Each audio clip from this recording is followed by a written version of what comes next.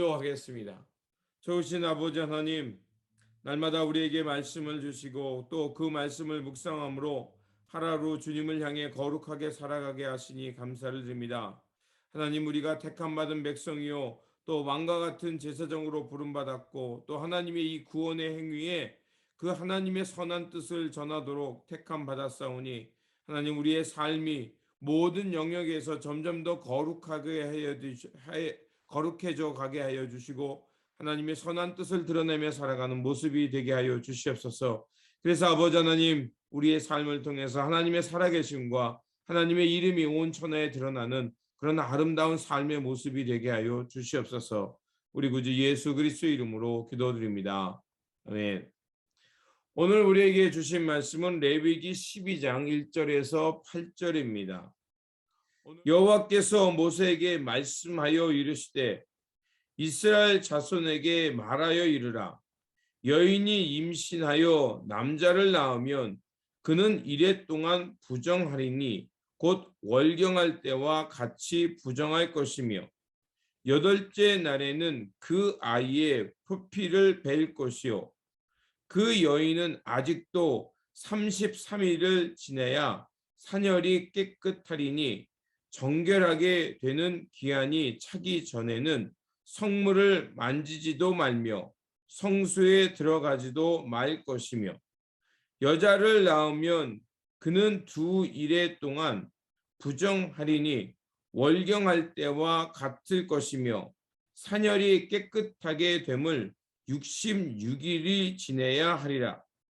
아들이나 딸이나 정결하게 되는 기한이 차면 그 여인은 번제를 위하여 1년 된 어린 양을 가져가고 속죄제를 위하여 집 비둘기 새끼나 산 비둘기를 회막문 제사장에로 가져갈 것이요 제사장은 그것을 여호와 앞에 드려서 그 여인을 위하여 속죄할지니 그리하면 산열이 깨끗하리라.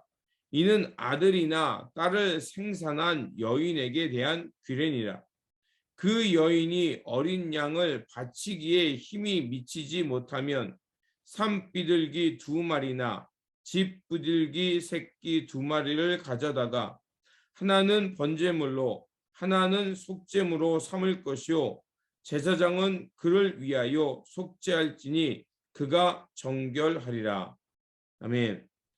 오늘 본문 말씀은 출산한 여인에 대한 정결 규례의 말씀입니다. 나마를 출산한 산모는 7일간 부정하고 또 5절에 보니까 여아를 출산한 경우에는 14일 동안 부정하다라고 말합니다. 그리고 나마를 출산 후 33일을 더해서 40일 동안 그리고 여아를 출산한 경우 14일 플러스 66일 그래서 도합 80일 동안 결국 그 깨끗해지는 속죄제를 드릴 수 있다라고 명령을 하고 있습니다. 그런데 여기서 두 가지 의문이 생깁니다. 첫째는 축복받아야 할 그 출산의 현장을 왜 하나님은 부정하다고 하셨을까요? 그리고 둘째로 남자아이와 여자아이를 낳는 것을 각각 다르게 부정한 기간을 기간을 줬던 것을 볼 수가 있습니다. 먼저 출산한 경우입니다. 생명의 탄생에 주목해야 될 것인데 오히려 그 생명을 출산한 산모를 우리는 보면 부정한 여인, 마치 생리할 때의 그 기간처럼 부정하다라고 설명하고 있습니다. 레위기 15장을 보면 남자나 여자나 피를 흘리게 한 거에 대해서 그것을 부정하게 보았습니다. 왜냐하면 피를 흘리게 하는 행위는 생명을 빼앗는 행위이기 때문에 그렇습니다. 하지만 오늘 본문에 보면 그것은 그 여인이 아이를 출산하는 것은 타인의 생명을 해치는 행위가 아니었습니다. 오히려 그것은 생명을 탄생하는 경우였습니다.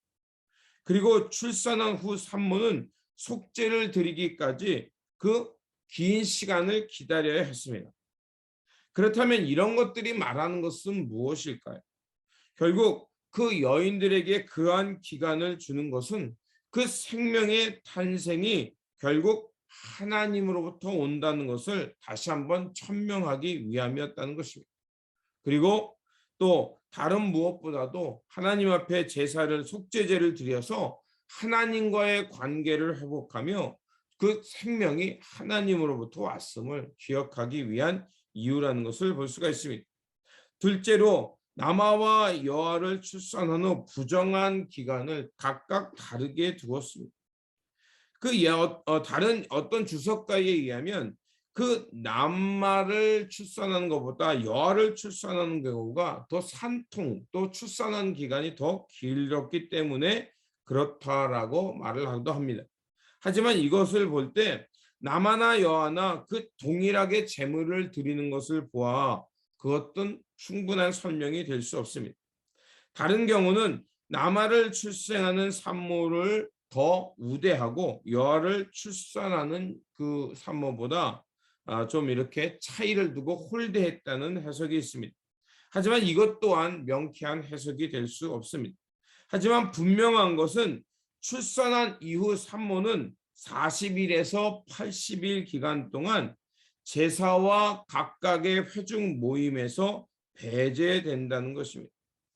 이것을 어떻게 보면 산모를 차별하는 것 같고 그 여인을 부정하게 공동체로부터 내모는 것처럼 보이지만 어떻게 보면 산모의 입장에서 몸이 회복되는 기간을 본다면 차별하고 소외시키기보다는 오히려 그 몸을 출산한 몸을 추스리며 휴식을 가질 수 있는 기간을 주는 것임을 알 수가 있습니다.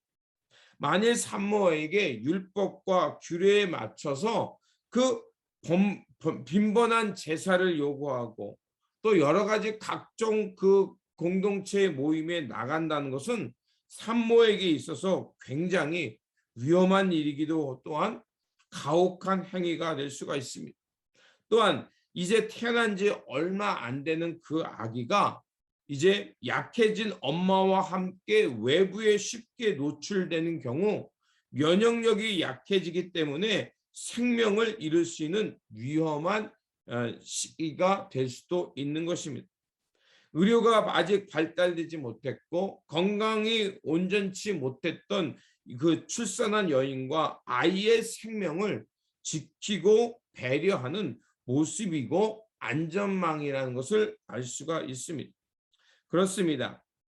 우리가 살아가는 삶 속에서 특별히 이렇게 생명을 잉태한 그들을 향해서 하나님께서는 그들을 지키시고 그 생명 주신 하나님을 기억하며 그 생명을 아끼고 사랑하라고 다시 한번 이런 규례와 또 이런 쉼의 기간을 주었던 것을 볼 수가 있습니다. 그렇게 하나님의 백성으로서 또 우리는 하나님으로부터 새 생명을 받은 사람으로서 다시 한번 우리에게 생명 주심에 대해서 감사하면서 우리에게 주어진 삶의 자리에서 생명을 아끼고 또 연약한 이들을 배려하고 돌볼 줄 아는 사람으로 살아가라는 것이 바로 오늘 본문이 우리에게 가르쳐 주는 것입니다. 그러므로 다시 한번 하나님의 그 은혜 가운데 생명을 얻은 사람답게 생명을 사랑하고 또 연약한 사람, 또 도움이 필요한 사람들을 돌보고 아끼면서 이렇게 배려하고 섬기며 살아가는 그런 하나님의 거룩한 백성, 또 남을 보살필 줄 아는 그 넉넉한 삶이 되어야 될 줄 믿습니다. 이러한 삶이 되시기를 다시 한번 주님의 이름으로 축원드립니다. 기도하겠습니다. 생명을 사랑하고 아끼시는 하나님, 생명의 주인이 하나님이심을 깨우쳐 주시니 감사를 드립니다. 하나님의 거룩한 백성답게 생명을 아끼고 존중하며 연약한 이들을 배려하고 섬기며 살아갈 줄 아는 그런 거룩한 백성, 하나님의 거룩한 언약의 백성들 되게 하여 주시옵소서.